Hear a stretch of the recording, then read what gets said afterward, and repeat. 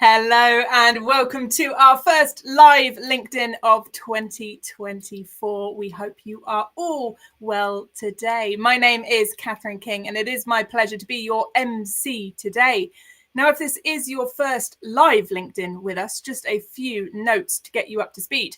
Your comments are coming through to us live. So if you have any questions, queries or comments throughout today's session, please get them in. After all, that is exactly why we are doing it live. We want to hear from you. So if I cast my eye across, hello to George and Abigail and Natalia who are dialing in already. Great to see you in the comments. Please do let us know what you're thinking throughout this whole session. Now, what is it we are talking about today? Well, earlier this year, we published Understanding the 3 Layers of GenAI Implementation. Now, this is an insights article built off of the ideas of Dr. Raoul Urma, who's the executive chairman of Cambridge Spark. Now, Raoul talks us through how data and analytics leaders can effectively execute Gen AI in their organization. Now, if you've already dipped into this insight article, you'll also see that there's expert commentary from Amy Smith from the Metropolitan Police, Zachary Anderson from NatWest Group, and Nirali Patel from Liberty Global. Now, the link is already in the comments to that insights article if you want to go and dive into it if you have yet to do so. But fear not. That's exactly what today is all about. We're going to dive a little bit deeper into those insights. So without further ado, I'm going to welcome your host for today, Kyle Winterbottom. Kyle, lovely to see you. I'll let you take it away.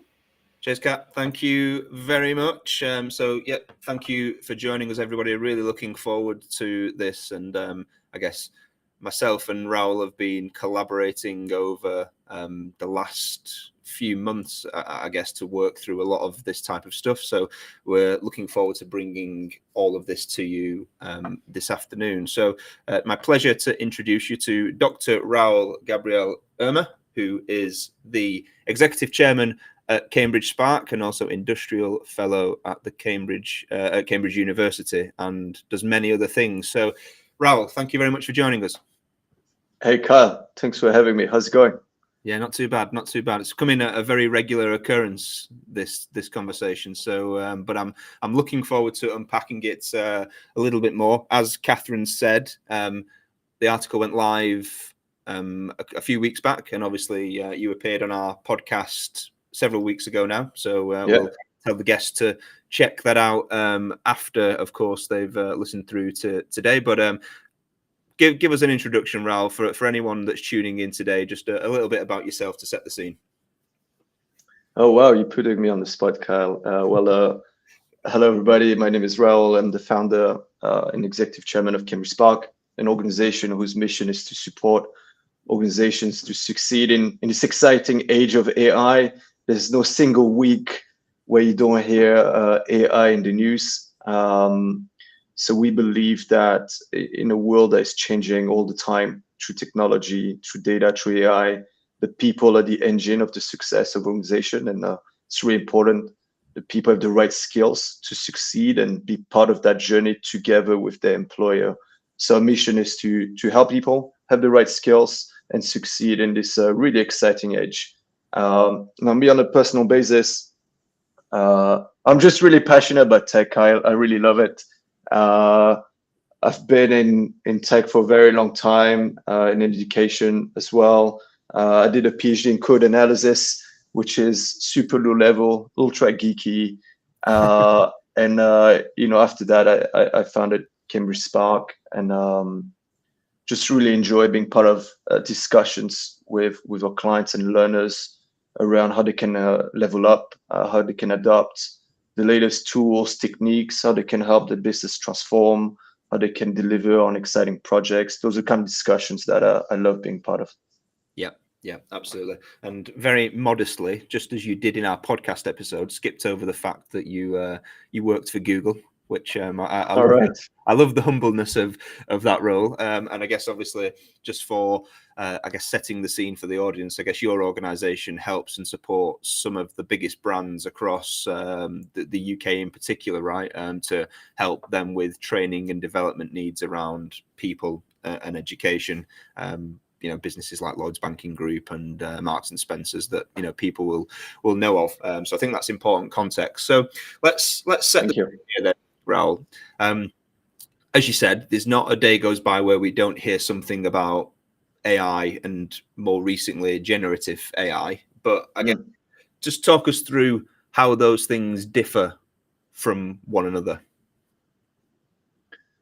Yeah, so I mean, let's take a step back. We're talking about technology here, and I think it's important to realize there's always a cycle, right? Every sort of few years, there's a disruptive technology that comes in the market that help us rethink how we should operate our businesses, or helps us rethink the type of customer experience we can deliver. And we've seen it with the internet going digital. We've seen it with mobile. We've seen it with cloud. So AI is just, another disruptive technology, arguably maybe a really important one that is on the market that, businesses can adopt in order to drive their business objectives, whether it's operational or whether it's their business model. Now, if we want to segment between AI and generative AI, I would say AI is broadly technologies that operationalize human capabilities. And what we mean by human capabilities is understanding, language, be able to interact with computer vision. We can understand images and videos, or we able to infer some insights. So broadly, AI is that category, human-like capabilities. Now, generative AI has maybe taken off over the last couple of years. It's a subset specifically around generating content. Whether it's generating new text, new images, new types of videos now, and so on. And what I find really fascinating is that you can really mix and match the whole thing, right? So today, we can do automated classification, for example, in the medical sector about a patient diagnosis, and then we can generate the content, generate the report out of the diagnosis as well. So you can kind of like think about AI as kind of like coming together, right? You can do the automated classification and also the generation of the report, maybe for a doctor to review, or maybe for the patients to get access to information quicker. So it's super exciting times. And I think, I just want to clarify for the audience, whilst generative AI is so exciting, and that's kind of like what we're all talking about, at the end of the day, AI is the bigger topic. Yeah, absolutely. I mean, it's interesting because obviously I think for the first year, I think when this kind of burst onto the scene, November 22, yeah, I think I got that right.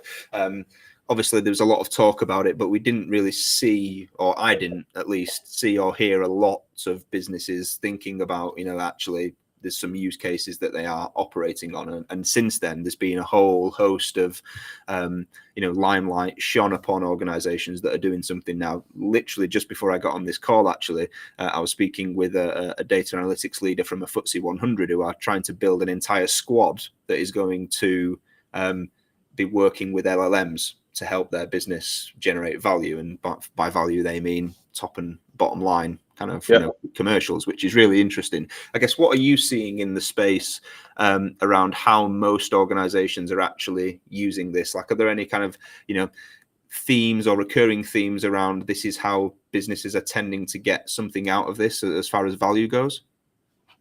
Well, honestly, I'm seeing a lot of business leaders ask, how can I get started? To be honest with you, I think we're still at the beginning of the journey. So if we think about this question, how do I get started? Because it sounds so exciting. Here's a new technology. There's a promise of productivity. There's a promise of new experience. Who wouldn't want to be part of that journey, right? So I like to think about it as three layers related to the report that we wrote, right? So one is kind of like general workforce, and the second layer is business function, and the third layer is your business model, right? So what are we saying? What are the trends? Let's just segment out those three layers first of all. So when it comes to general workforce, I think a lot of the excitement is around, hey, like, how can I help my people be more productive? How can I have my people work on things that are more exciting and maybe a bit less administrative? And what are the AI tools that support that, right? So here we're talking about how can I achieve, maybe 10 to 20% productivity on your general workforce using tools like Bard or Gemini now or ChatGPT, and maybe Notion, .ai. This is broadly the category of one, maybe those tools can help me write my emails quicker. Maybe those tools can help me create my presentation quicker. Maybe those tools help me get access to institutional knowledge in my organization, right? Especially if you're a big organization, onboarding can be quite slow and expensive. Might take many more weeks the larger the organization, because there's so much to learn and you just don't know where the information is. So those tools help you interact with the institutional knowledge of the organization that enhances productivity. Those tools help you be a more effective communicator and produce kind of like the general day-to-day work that you might expect. So, before we talk about the fancy stuff, Kyle, the first foundation is kind of like, hey, there's like new tools that allow you to do tasks a bit quicker than before. And that's exciting. I don't know about you, but I don't enjoy writing a very long email. And, you have to write a blog. So, that's an obvious use case. When you're on a meeting and you have to take notes and summarize it, that's just kind of like not really enjoyable. So AI tools can do that. When I'm stuck, and I'm like, I've got this question about some presentation I was given, in the organization several months ago, I'm just going to pop the question in kind of like the chatbot now, and I get the search much quicker. This is good stuff, Kyle, right? Like, This is real stuff. You don't need to invest multi-millions. It's literally, couple of tools, help the workforce adopt those tools, be trained with those tools with kind of like some sort of a governance around it, and 10 to 20% productivity is possible. So I'm seeing that happening. Then you got the next layer, which is around business function in the organization. So how can you help specific roles now be more productive, whether it's sales or marketing or HR, operation, this common business function that any organization has. And here you might expect maybe up to 50% productivity improvements, right? And an example at Cambridge Spark, we have an R&D team. We have software engineers that are building a learning platform. They use tools like Copilot that helps them generate testing code, helps them generate SQL queries much quicker than before. So that's kind of like time that is suddenly much more productive. up to 50% of code can be generated, according to quite a few research studies are very credible. So that's exciting because software engineers now can spend a bit more time with the users, the stakeholder, the brainstorming time, the stuff that adds a lot more value. If you think about marketing, there's plenty of tools now that enables you to make progress on your copy quicker, and make it more tailored. And if you think about those tools used as human in the loop, you're still in control of the output. You get to edit it, you get to tweak it, that really enable you to be more productive or perhaps increase your throughput. So I'm seeing, quite a few organizations are asking, what should we do when it comes to role-specific tools? So it's no longer general workforce, it's role-specific. And there is, oh boy, there is hundreds of tools in that space every day. There's new stuff. So watch out for this space. More to come. But I think the key here is they're more tailored to the role in the business function, and it requires a bit more training, right? Because it's kind of like depending to your function. And back to your point, Kyle, you have this data and AI leader in FTSE 100 that's putting a team now. There's a third layer, which is the business model of the organization. What makes the organization so special, right? What's sort of the type of service they offer, what product they offer, or what sort of customer experience that they're offering. And here it's really about innovation, right? It's how can you use new technology to deliver enhanced experience, maybe because consumer expectations are changing, now when you search, keywords are just not going to cut it, right? You can't expecting to be able to ask sophisticated queries. So let's say you're a financial service, and I don't know if your client is in the industry, but let's say you've got clients and you've got portfolios for your clients. Your clients are expecting now to be able to ask sophisticated questions to your portfolio, what is my current risk in the portfolio? Am I fully invested in American type of companies, or am I globally diversified? I should be able to interact with my portfolio and get answers. I no longer want to call somebody and spend time. So the expectation of consumers, clients are changing. So I'm seeing organizations having to play a bit of catch up, especially if you got a digital product or a digital kind of service. So the AI is a platform shift, that's happening. You're definitely seeing AI integrated for supply chain, automation, for call support. How can you get access to queries much faster than before? So there's quite a lot of innovation happening at that business model layer, but that's really specific to companies, and that requires investment, people, technology, and process. They all kind of come together to deliver impact. So Kyle, you've asked me such a simple question, but I could speak for hours about it. But hopefully that kind of helps guide the discussion a bit. Yeah, no, that makes perfect sense. So I guess at the ground level there, we're talking about everyday, human experience is being changed by making things easier, more efficient across a general workforce. The second layer then becomes about more the function of the business and how GenAI can be tailored to help specific functions do things better, quicker, faster, whatever the case may be. And then the third level is more, from a business operating model type of perspective, how are we innovating and changing the way our business runs to provide better customer experience, to be more successful at what we do? Fundamentally, those are the three kind of key layers, right? Precisely. And I like what you said, around putting a team to support with top line and bottom line.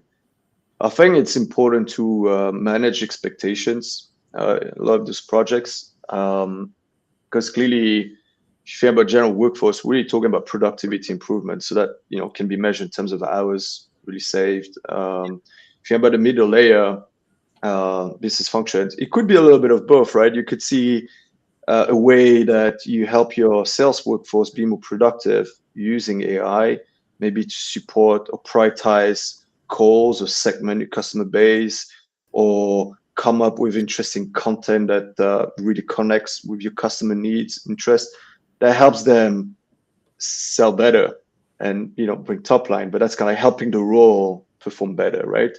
And then the third layer, this is where you get to innovate your business model, and maybe this kind of new customer experience help you drive revenue. So it's important to manage expectations. I don't think that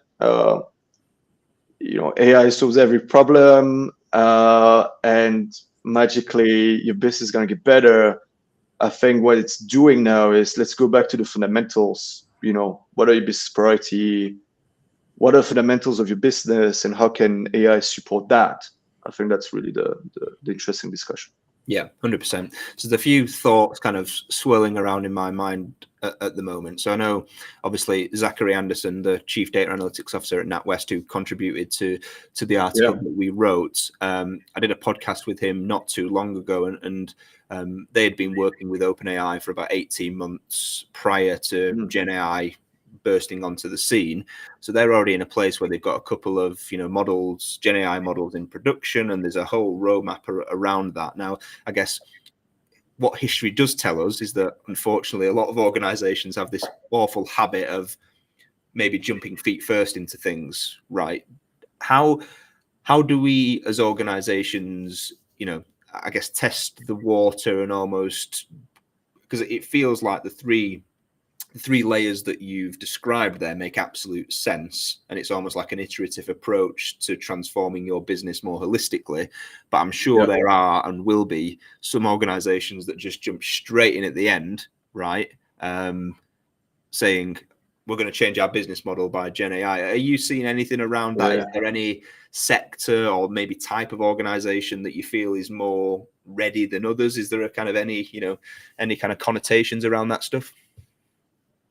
Yeah, excellent question. And, I'm sure we'll talk about business strategy in a moment, but I'd like to bring it back to the three layers and also priorities of the business.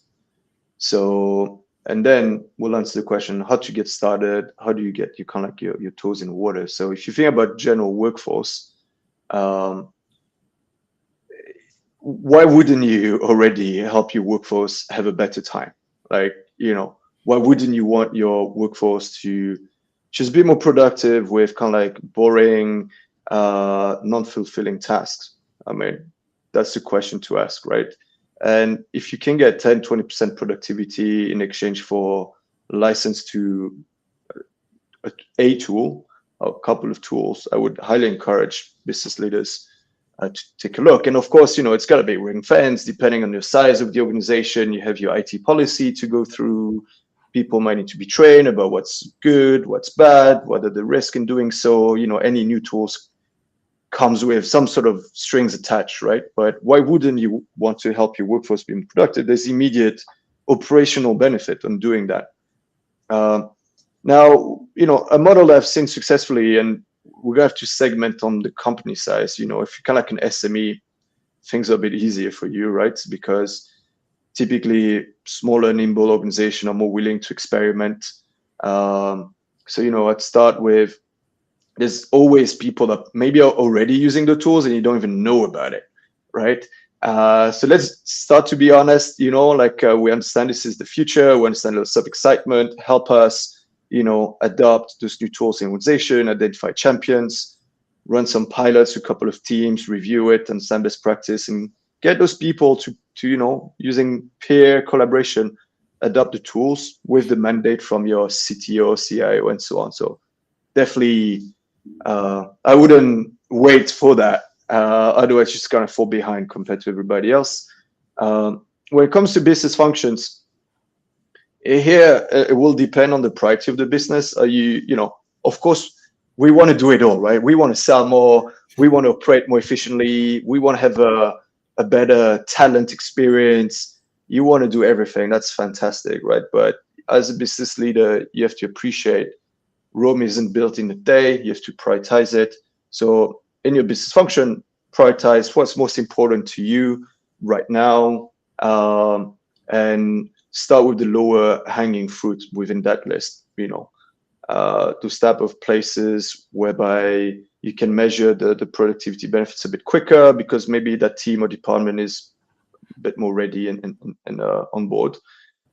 When it comes to the business model, now we're talking about innovation strategy and how to implement innovation, which is a topic of its own right. The model that is most encouraged is to create a separate team that, you've got your business model, your service model, that's already implemented, that's going well.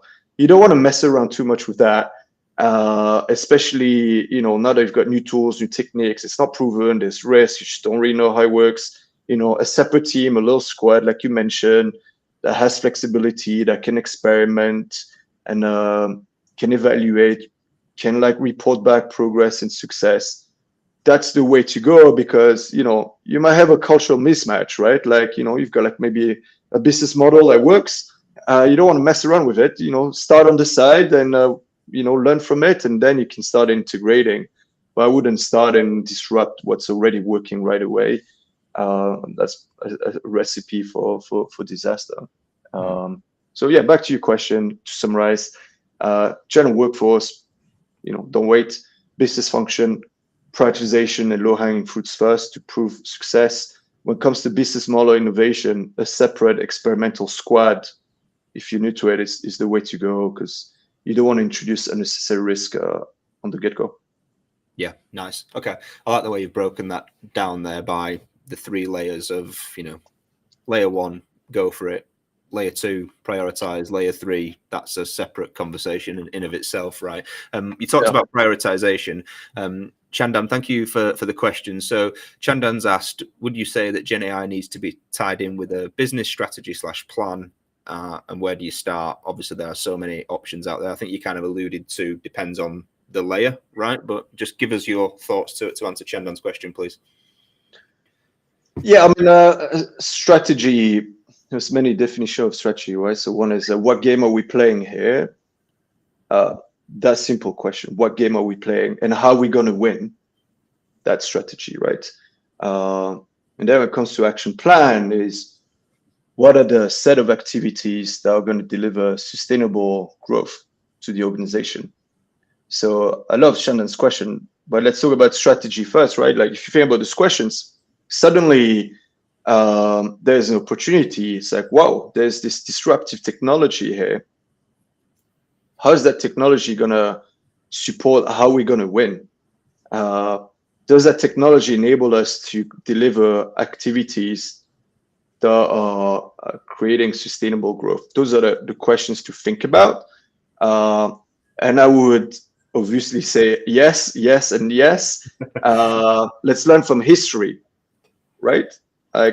Organizations that have not adopted new technology to help them win have disappeared. As simple as that. So I would strongly encourage to ask the question, how will AI help us win at the game that we are playing? That's the question, as a business to think about.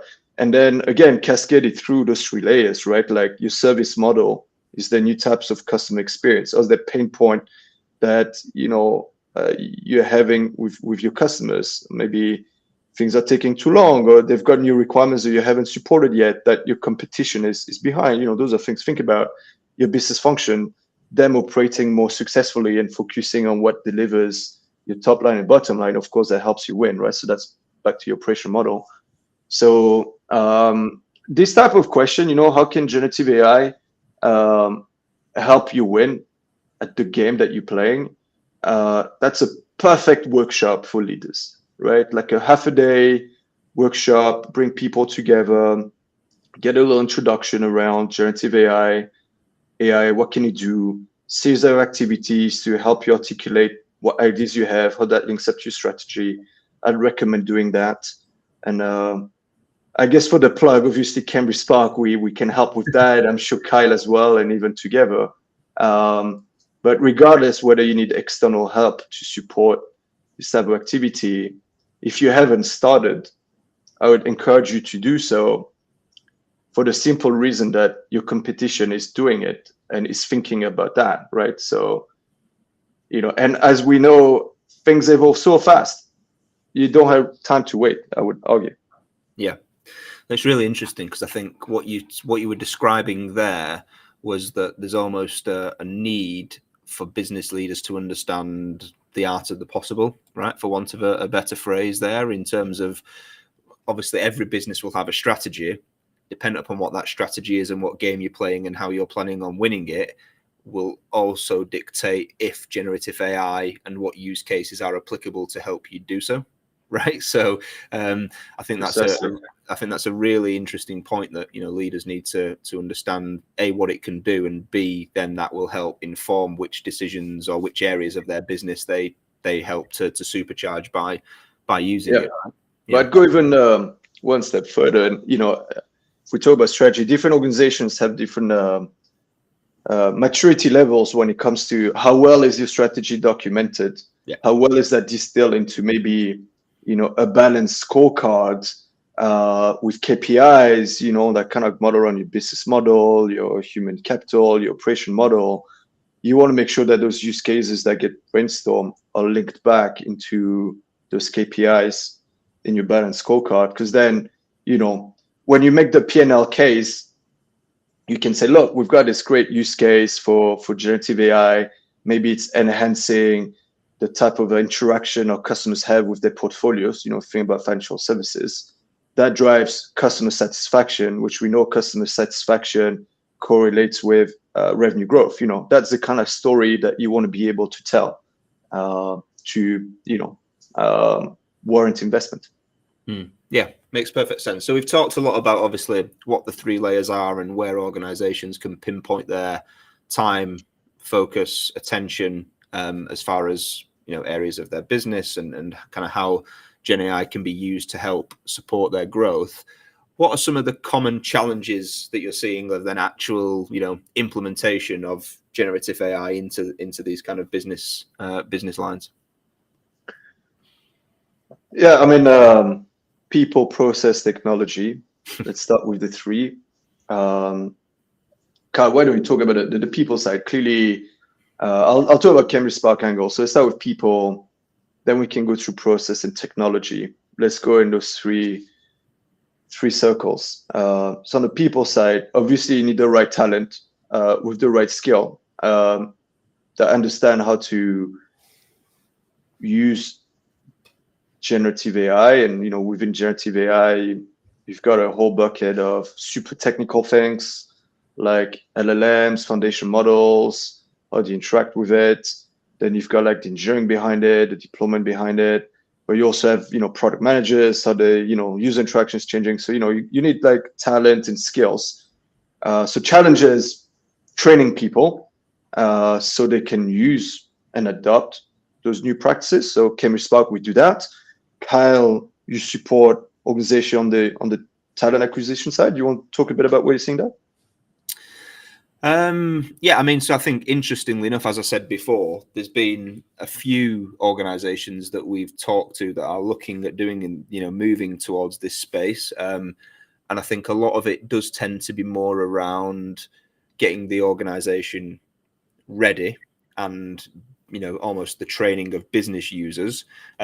Then comes the thought of, okay, from your layer 3, how do we change and innovate our business? I think that's where you're getting organizations start to build and hire for external skills to come in and kind of almost influence layer 3, right? Because I think layer 1 and 2 is very much an internal thing around how do we just get these people to have the skills and confidence to A, use it, B, adopt it, so on and so forth. So I think, the conversations that we have tend to be businesses that are probably further along the maturity curve, are probably have probably already been using GenAI, at the layer 1 and layer 2 for a serious amount of time, and are now ready to scale. Essentially, ready to scale it. Yeah, absolutely.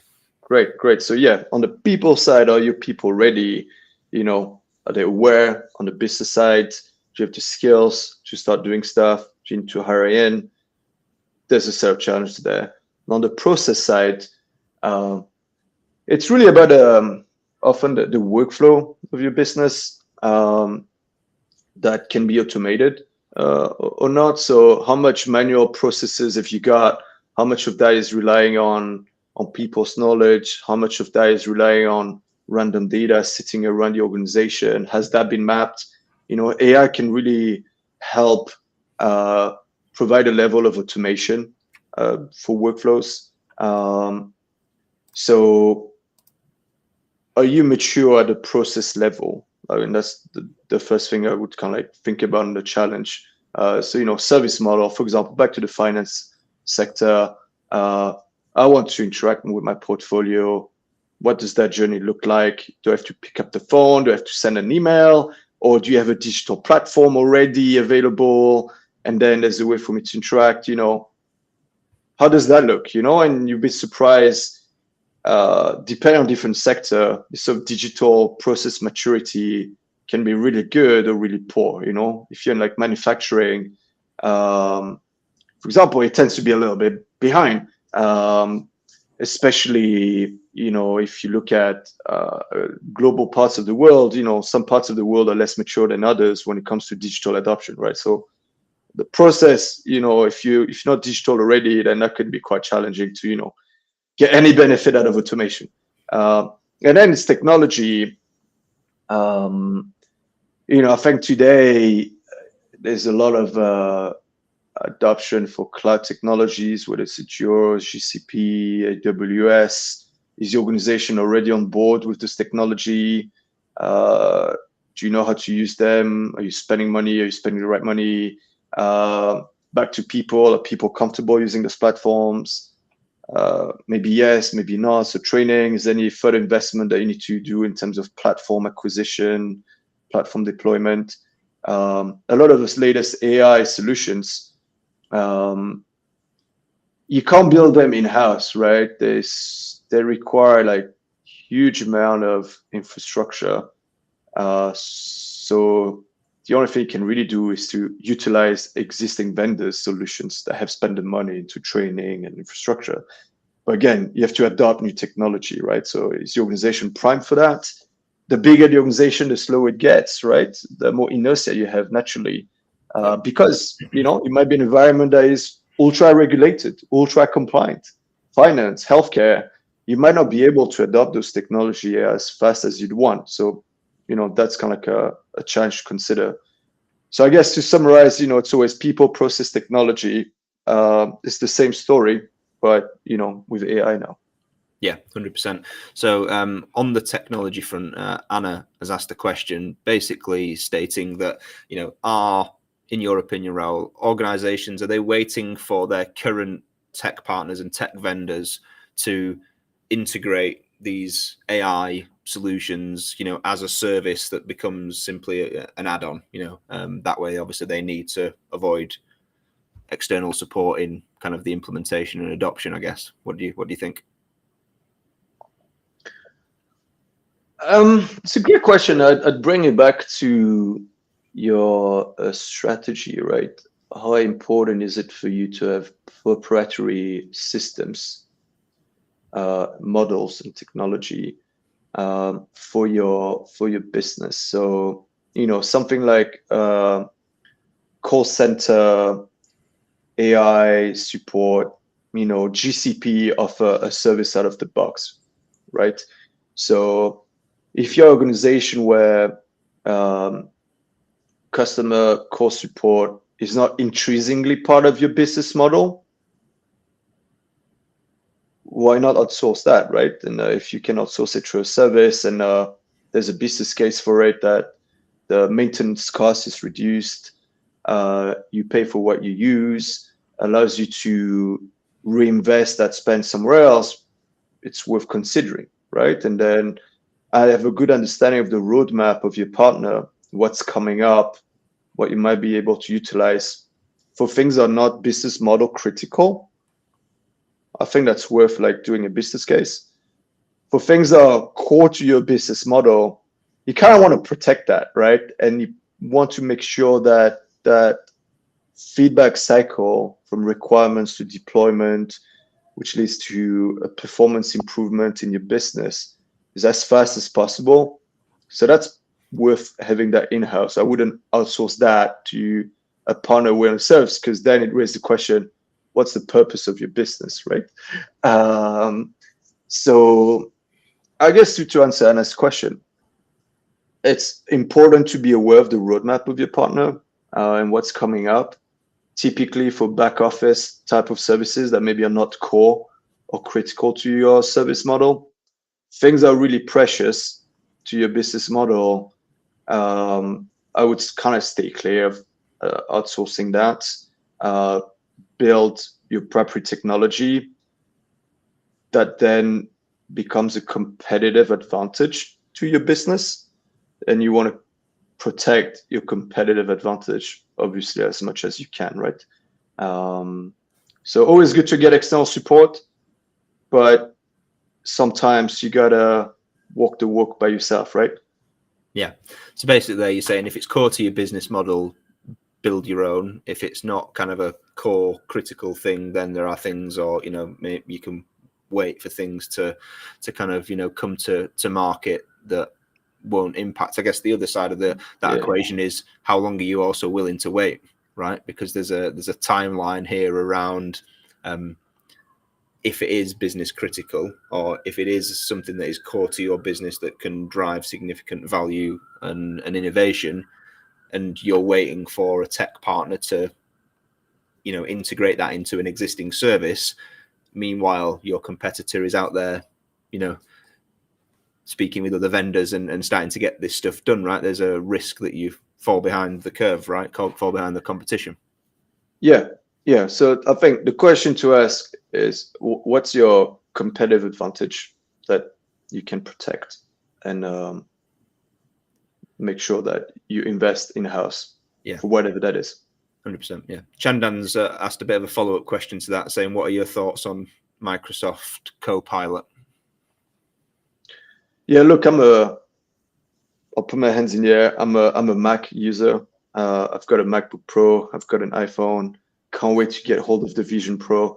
This is not an advertising for Apple, but I am not using Microsoft Copilot, obviously on my Mac, but I know organizations that are using it.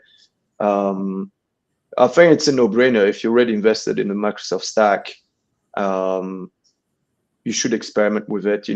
Get the benefits you can get with Word, Excel, Outlook, and Teams, around content creation, content summarization, institutional knowledge querying. That's all the good stuff. If you're already invested in the Microsoft stack, if you're already supported and partnered with them, give it a go, experiment. It comes with some cost, but it's going to be on you to see if that cost delivers the improvements in productivity that you think it could deliver. Start small, as always, evaluate, and then scale after. It's worth considering for sure. Yeah. Staying on the technology track for just one second, you make a good point there, obviously, around, organizations will already be set up with a certain vendors and tech stacks, right? I guess what's your advice in terms of integrating, some GenAI solutions? Because there's obviously a lot more popping up on the market now, right? Different vendors offering different things. As always, it's got to be related to the use case and the business strategy, and having the right tool for the right purpose, of course. But I guess, in your opinion, how easily can some of these new, GenAI tools and solutions be, I guess, integrated with existing tech stacks? I mean, I don't know how many chief data officers we have on the call, or heads of data, but they're gonna love what I'm about to say, right? It starts with your data infrastructure and your data asset. If you want to build anything custom, or even if you want a vendor to kind of like, you utilize some of the API, you're gonna need to look at your own data. So if that's not ready, you're not gonna make progress, right? So further investment into your data infrastructure, your data quality, segmentation of that into data assets, easy access, well documented. So then, using this data, we can produce some, models on top, or use AI on top, right? So that's the first thing. Then, how do you integrate? There's different school of thoughts depending on what you want to get out of it. So if you want to do like a pilot, a proof of concept, There's APIs, plug and play, like OpenAI being one of them. The API allows you to prompt their model or your data plus their model with a bit of customization and prompt it. Relatively easy to build, relatively easy to put in front of users. But again, the big question is risk management, governance, data infrastructure. If we put this stuff in front of customers, are we really confident that it's going to spit out the right sort of content? That's really what the battle is, right? And the smaller the organization, the more you can afford to like take those risks and be nimble. The larger organization, the less you can. So it really depends on the spectrum you are. But I say those APIs are ready to go. So that's nice for proof of concept. You're creating a dependence on your vendor at this point. That's a risk question to think about. Now, the other school of thought is there's plenty of open source foundational models or even open source library to build machine learning models, right? That you can do and use out of the box. Hugging Face, it's like a big library of models available. Meta has published many LLMs that you can use. So that's kind of helpful if you want to build a bit more custom in-house and have ownership around that model, right? Maybe that's proprietary to you. There's quite a lot of resources out there now that allows you to get started, but you're going to need competent people that can work with data, can work with code, have a good understanding of the business and what it takes to deploy that into a product and a service. It's quite different to do a POC versus integrating to a product. Yeah, makes perfect sense.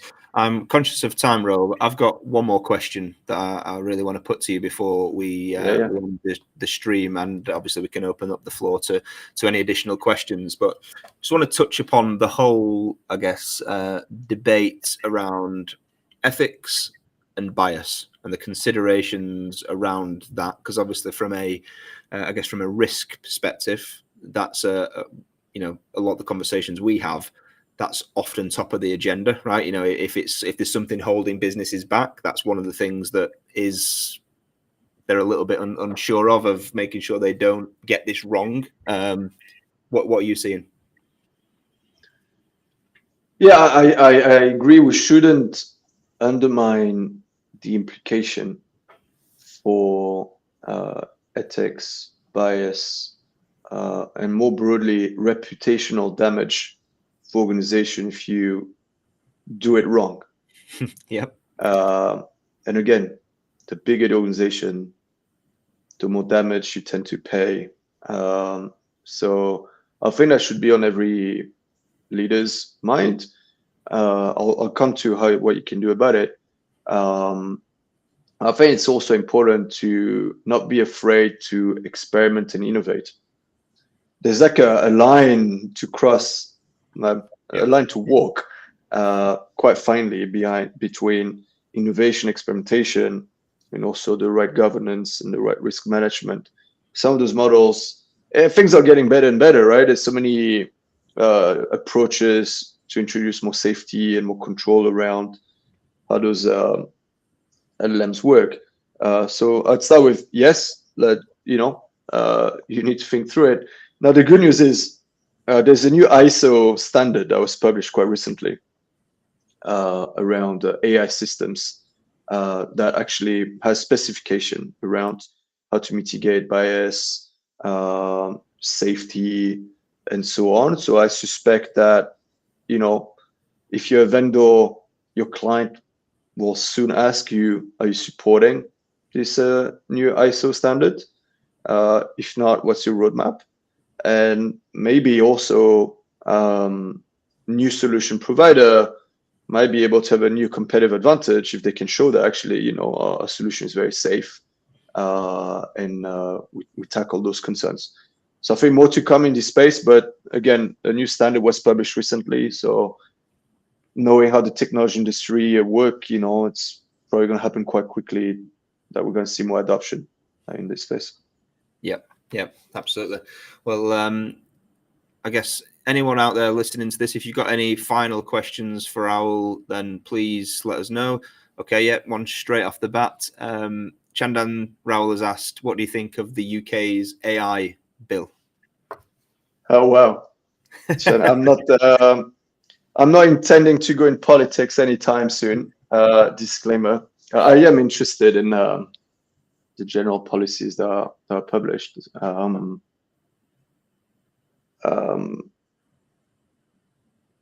Yeah, I think it's exciting that the UK is attempting investing more into the AI space, whether it's, on a personal basis. I was born in Belgium, and, I moved to UK 16 years ago. How do you attract talent, right? To UK. I guess I'm one example of that. I was attracted to UK, and here I am. And I know there's quite a lot of investment around how can we attract external talent that has expertise in the AI space. So that's exciting. I've seen in the news that some of the big technology companies are investing into UK specifically for data centers and AI scale. So that's due to policy making. So I think it's all exciting, but I can't help but think that we are so behind compared to the US. So what can we learn from the US, where the market is clearly moving much quicker? The investment size is much bigger than in the UK. So I think it's exciting. New policies, new investment. I can't help but think it's probably not good enough, but I'm an optimistic guy, so I think it's a great start, but we have quite a lot of catch up to do if we want to be the world-class place to attract AI talent and be at the forefront of AI in this country. Yeah. I mean, I've lived in the US on 2 separate occasions, worked out there.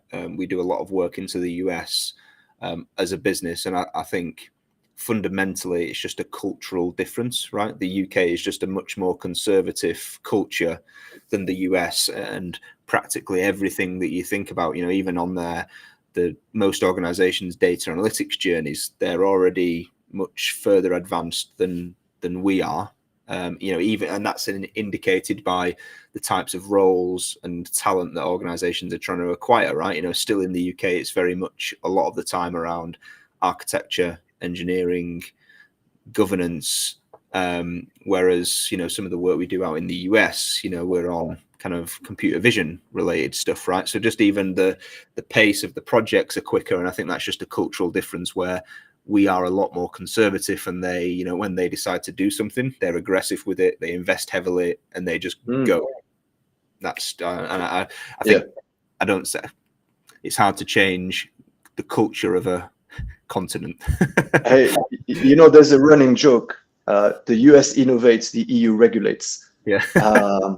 I can't help but think this is really true, and we've got to change our mindset and culture a little bit if we want to be competitive. And the UKI bill, back to Chandan's question, we've got catch up to do, I guess. Yeah, absolutely. Well, Raoul, thank you very much for spending your kind of lunchtime with us today. One more question. Have we got one more? Yeah, one more question. So Ryan has said, LinkedIn appears to be full of AI experts, or at least LLM experts, but it appears to me that not many have actually implemented much at all into production environments. How do you spot the charlatans? They've probably used Ryan, to write the content. just ask them. Yeah. What have you implemented? What tech stack? What problems have you seen? What are the risks? How long did that project take?